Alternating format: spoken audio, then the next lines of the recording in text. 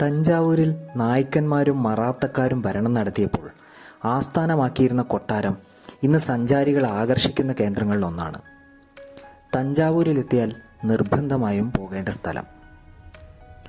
തഞ്ചാവൂർ കൊട്ടാരത്തിലേക്ക് കയറുന്നതിന് മുമ്പ് സീരീസ് ചാനൽ ആദ്യമായി കാണുന്നവർ സബ്സ്ക്രൈബ് ചെയ്യണേ. നോട്ടിഫിക്കേഷനുകൾക്കായി ബെല്ലൈക്കണും ക്ലിക്ക് ചെയ്യുക. യാത്രകൾ ഇഷ്ടപ്പെടുന്നവർ തീർച്ചയായും ജോയിൻ ബട്ടൺ ക്ലിക്ക് ചെയ്ത് ചാനൽ മെമ്പർഷിപ്പ് എടുക്കുക. തീർച്ചയായും ഇത് ഗുണം ചെയ്യും.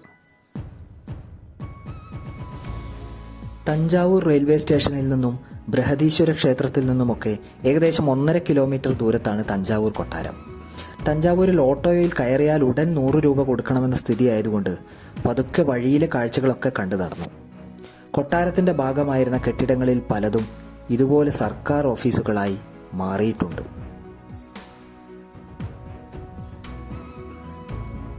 വലിയ കവാടത്തിലൂടെ ഉള്ളിലേക്ക് കടന്നാൽ നിറയെ ചിത്രപ്പണികൾ ചെയ്ത മതിലുകൾ കാണാം. പുരാണങ്ങളിലെയും ചരിത്രത്തിലെയും ഭാവനയിലെയുമെല്ലാം രൂപങ്ങൾ ഇവിടെ വർണ്ണങ്ങളിൽ ചാലിച്ചു വരച്ചിരിക്കുന്നു.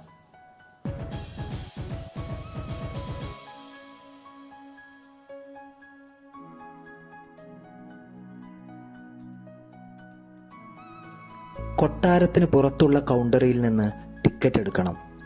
മുതിർന്നവർക്ക് 50 രൂപയും കുട്ടികൾക്ക് 25 രൂപയുമാണ് ടിക്കറ്റ് നിരക്ക്. വിദേശികൾക്ക് നിരക്ക് കൂടും. 10 മണി മുതൽ 5 വരെയാണ് സന്ദർശക സമയം. ഉച്ചഭക്ഷണ സമയത്ത് കുറച്ചധികം നേരം അടച്ചിടും. രാവിലെ തന്നെയോ അല്ലെങ്കിൽ ഉച്ചയ്ക്ക് ശേഷമോ ഇങ്ങോട്ട് പോകുന്നതാണ് നല്ലത്. പഴമയുടെ തെളിവ് കാട്ടുന്ന കെട്ടിടങ്ങളും ഇടനാഴികളും കടന്ന് അല്പം മുന്നോട്ട് നടന്നു. ചോള പാണ്ഡ്യ ഭരണത്തിന് ശേഷം തഞ്ചാവൂരിന്റെ ഭരണം കൈയാടിയിരുന്നത് വിജയനഗര സാമ്രാജ്യമാണ്. 1532 വിജയനഗര ചക്രവർത്തി അച്യുതരായർ തഞ്ചാവൂരിന്റെ ഭരണകാര്യം നോക്കാൻ ബന്ധുവായ ശേവപ്പ നായ്ക്കനെ നിയോഗിച്ചു. തളിക്കോട്ട യുദ്ധത്തോടെ അപ്രസക്തമായി പോയ വിജയനഗര സാമ്രാജ്യത്തിൽ നിന്ന് നായ്ക്കർ സ്വാതന്ത്ര്യം പ്രഖ്യാപിക്കുകയും സ്വയം ഒരു രാജവംശമായി മാറുകയും ചെയ്തു. അവരാണ് ഈ കൊട്ടാരം പണിതത്. മറാത്തർ തഞ്ചാവൂരിന്റെ ഭരണം ഏറ്റെടുത്തതോടെ കൊട്ടാരം അവരുടേതായി. കൊട്ടാരത്തിന് പല കൂട്ടിച്ചേർക്കലുകളും മറാത്തർ വരുത്തിയിട്ടുണ്ട്.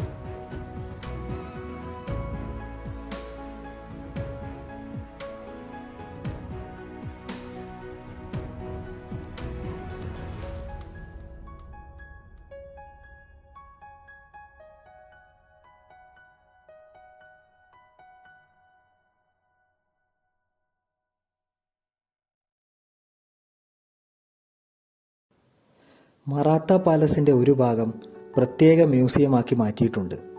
ഇവിടേക്ക് കയറാൻ പ്രത്യേകം ടിക്കറ്റ് എടുക്കണം. മുകളിലെ നിലയിലെ വിശാലമായ ഒരു ഹാളിൽ ധാരാളം ചരിത്ര വസ്തുക്കൾ കാണാം. മറാത്ത രാജാക്കന്മാരുടെ 17-ാം നൂറ്റാണ്ട് മുതലുള്ള ധാരാളം ഗ്രഹോപകരണങ്ങളും ആഡംബര വസ്തുക്കളും വസ്ത്രങ്ങളും ആയുധങ്ങളുമെല്ലാമാണ് ഈ മ്യൂസിയത്തിൽ ഒരുക്കിയിരിക്കുന്നത്. ലക്ഷക്കണക്കിന് രൂപ വിലമതിക്കുന്ന പെയിന്റിങ്ങുകളും ഇവിടെയുണ്ട്. അതിൽ രാജാ രവിവർമ്മയുടെ പെയിന്റിങ്ങും കാണാം. ഈ കൊട്ടാരത്തിൽ നിന്ന് ബൃഹദീശ്വര ക്ഷേത്രത്തിലേക്ക് ഒരു ഭൂഗർഭ വഴി ഉണ്ടെന്നാണ് കരുതുന്നത്. മറാത്ത രാജവംശത്തിലെ നിലവിലെ രാജപദവി വഹിക്കുന്ന ബാബാജി രാജ ബോൺസ്ലെയും അദ്ദേഹത്തിന്റെ കുടുംബാംഗങ്ങളും ഇതേ കൊട്ടാരത്തിൽ തന്നെയാണ് ഇപ്പോഴും കഴിയുന്നത്.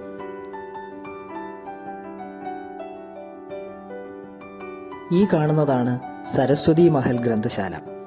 അപൂർവവും വിശിഷ്ടവുമായ ആയിരക്കണക്കിന് പുരാതന കയ്യെഴുത്തു പ്രതികളും താളിയോലകളും ഗ്രന്ഥങ്ങളുമെല്ലാമുള്ള ലൈബ്രറിയാണിത്. ഇതിലെ പ്രധാനപ്പെട്ട ചരിത്രരേഖകൾ ഇവിടെ പ്രദർശിപ്പിച്ചിട്ടുണ്ട്.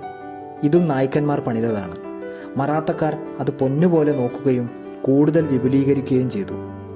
തഞ്ചാവൂരിന്റെ ചരിത്രം പറയുന്ന ഒരു ഷോയും ഇവിടെയുണ്ട്. തമിഴിലും ഇംഗ്ലീഷിലുമുള്ള ഷോകളാണുള്ളത്.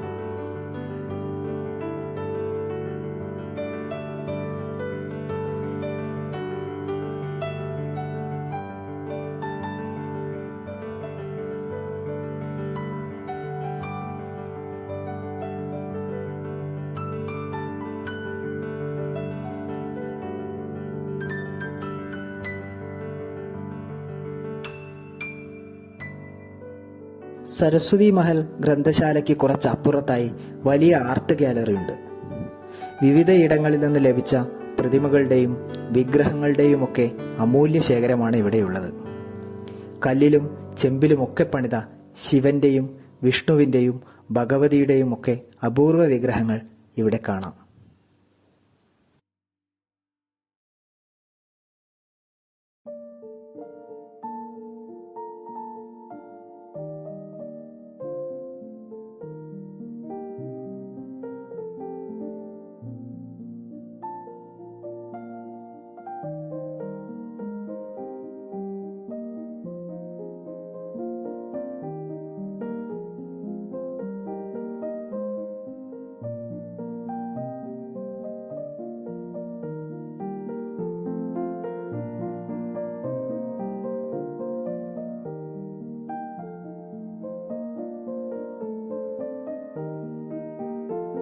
ബൃഹദീശ്വര ക്ഷേത്രം പണിത രാജരാജ ചോളന്റെ പ്രതിമയാണിത്.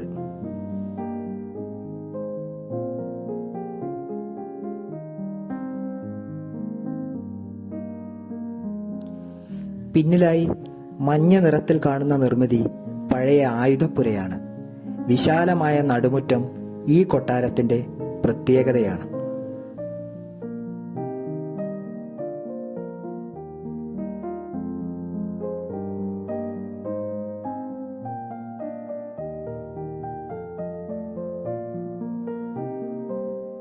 ആർട്ട് ഗ്യാലറിക്ക് തൊട്ടടുത്തായി കാണുന്ന ഈ ഗോപുരം ബെൽ ടവർ എന്നറിയപ്പെടുന്നു, അതായത് മണിഗോപുരം.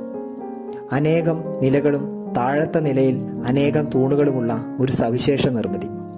മുകളിലേക്കുള്ള വാതിലുകളെല്ലാം അടച്ചിട്ടിരിക്കുകയാണ്, അങ്ങോട്ട് കയറാനാകില്ല. തഞ്ചാവൂരിലെ അവസാന നായ്ക്ക ഭരണാധികാരിയായ വിജയരാഘവ നായ്ക്കനാണ് ഇത് പണിതത്. ദൂരെയുള്ള ശ്രീരംഗനാഥ സ്വാമി ക്ഷേത്രം എന്നും ഇവിടെ നിന്ന് കണ്ടു തൊഴാനാണ് അത്രേ ഇത്ര ഉയരത്തിലുള്ള ഗോപുരം പണിതത്. എന്നാൽ ഇപ്പോൾ കയറി നോക്കിയാൽ ആ ക്ഷേത്രത്തിന്റെ കാഴ്ച അസാധ്യമായിരിക്കും.